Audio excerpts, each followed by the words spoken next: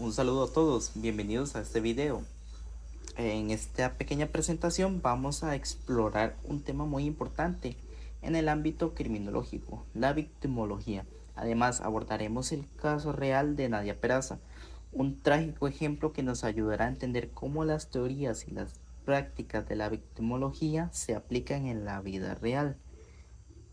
La importancia del tema es esencial porque se estudian las personas que han sido afectadas por los delitos, no solo desde el punto de vista emocional, físico, sino también en términos legales, sociales y psicológicos. En este caso, usaremos el caso de Nadia Peraza, ocurrido recientemente, pues fue un evento trágico que capturó la atención del público debido a la violencia extrema involucrada y la falta de intervención oportuna por parte de las instituciones. Vamos a analizar cómo la victimología puede ayudarnos a comprender mejor este tipo de tragedias. Pero antes vamos a ver un poco de la historia y la evolución de la victimología.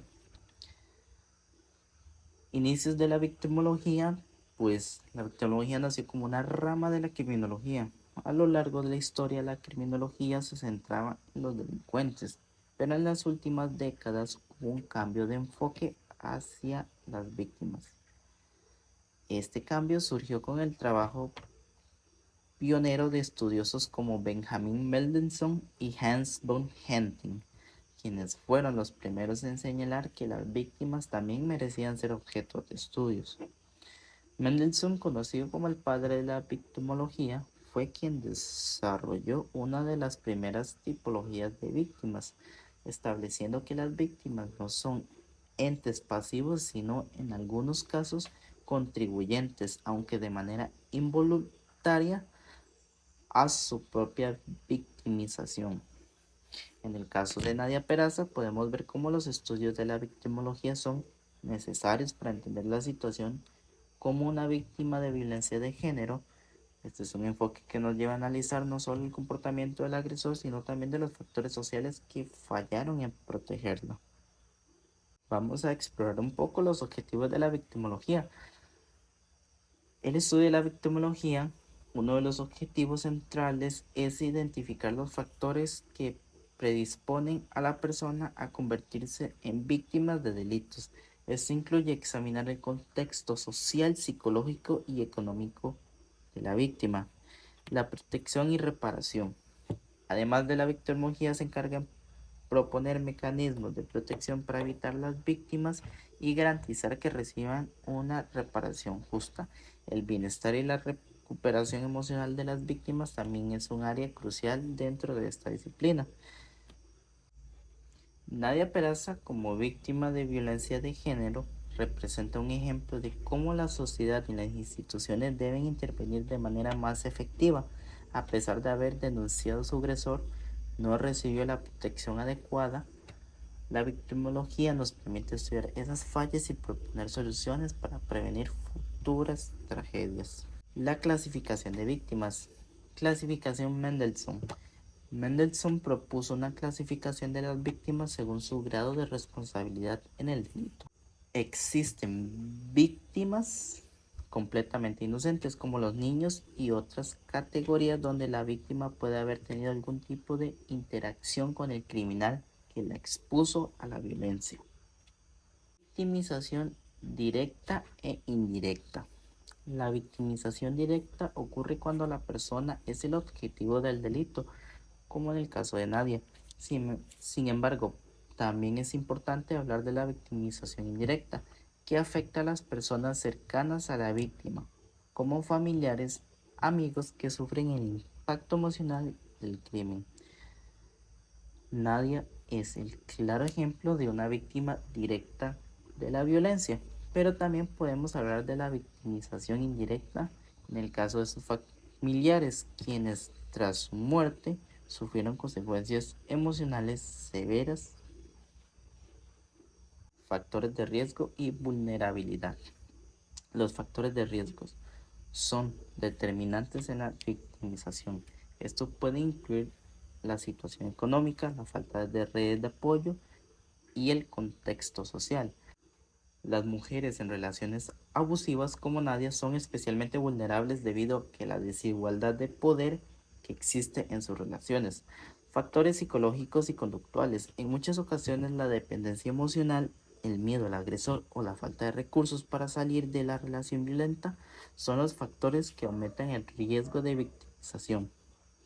Estas víctimas pueden quedarse atrapadas en un ciclo de violencia del cual es muy difícil escapar sin ayuda.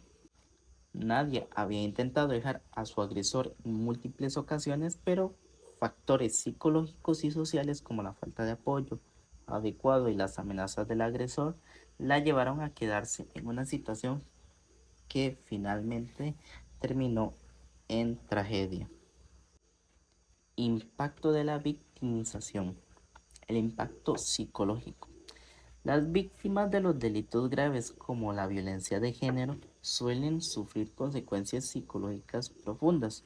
Entre ellas podemos mencionar el estrés postraumático, la ansiedad y la depresión. Este impacto afecta no solo a la víctima, sino también a su entorno. El impacto social y físico. Además de las secuelas emocionales, las víctimas pueden verse afectadas por su interacción con la sociedad. A menudo, la victimización conduce a un aislamiento social y a la pérdida de confianza en las instituciones que deberían protegerla. Es algo normal, pues en el caso de Nadia podemos suponer que las consecuencias psicológicas de los abusos que sufrió fueron devastadoras para ella. La repetición de los episodios de violencia le afectó gravemente su salud mental y el impacto pues en su vida diaria pues me imagino que fue evidente. Lamentablemente el sistema no fue lo suficientemente capaz ni eficaz para protegerla a tiempo. Derechos de las víctimas. La legislación y protección en Costa Rica. La ley de la violencia doméstica y otras leyes relacionadas ofrecen la protección a las víctimas. Estas leyes permiten a las víctimas recibir órdenes de alejamiento, asistencia psicológica y asesoría legal gratuita. Pues la aplicación en la vida real, pues muchas veces el problema no radica en la falta de leyes, sino en la implementación. A pesar que las protecciones legales, muchas víctimas como Nadia no reciben la ayuda adecuada en el momento necesario, pues Nadia había denunciado a su agresor y solicitado protección, pero el sistema no actuó de manera rápida o efectiva para prevenir su asesinato. Pues este caso resalta la necesidad de mejorar la implementación de las leyes existentes y poder garantizar que las víctimas tengan un acceso inmediato a medidas de protección. Victimización secundaria. Definición y tipos de victimización secundaria. Pues la victimización secundaria ocurre cuando la víctima es revictimizada por las respuestas inadecuadas de las instituciones o de la sociedad.